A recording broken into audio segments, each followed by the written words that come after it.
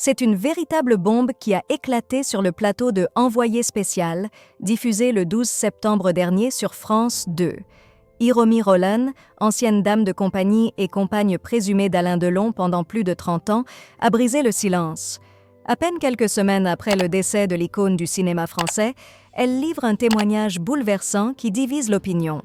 Dans l'entretien mené par Élise Lucet, Hiromi Rollin apparaît dans le cabinet feutré de son avocat à Paris, maître Yacine Bouzrou. Une mise en scène soignée qui a suscité des interrogations quant à la sincérité de ses révélations. Pourtant, Rollin n'a pas hésité à exprimer son chagrin face à la disparition de Delon. L'un de ses plus grands regrets ? Ne pas avoir pu assister aux funérailles, célébrées dans la plus grande intimité le 24 août. J'ai beaucoup de mal à accepter qu'Alain soit parti. Je n'ai même pas pu lui dire au revoir, a-t-elle confié dévastée. Mais l'échange prend rapidement une tournure plus sombre. Hiromi Rollin dresse un portrait pour le moins troublant de l'acteur.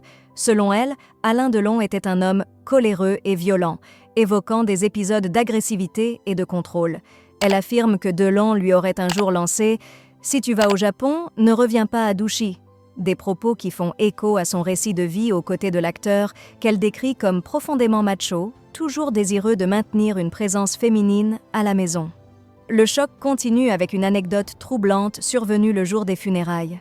Vêtue de noir et portant un collier appartenant à Delon, Hiromi raconte que ce dernier s'est subitement détaché. « Peut-être un hasard, mais ça m'a marqué », confie-t-elle, visiblement émue. Ce témoignage n'a pas manqué de faire réagir. Pour beaucoup, il s'agit d'une tentative de vengeance après avoir été écarté de la vie d'Alain Delon par ses enfants. Un déballage intime qui, pour certains, frôle l'indécence.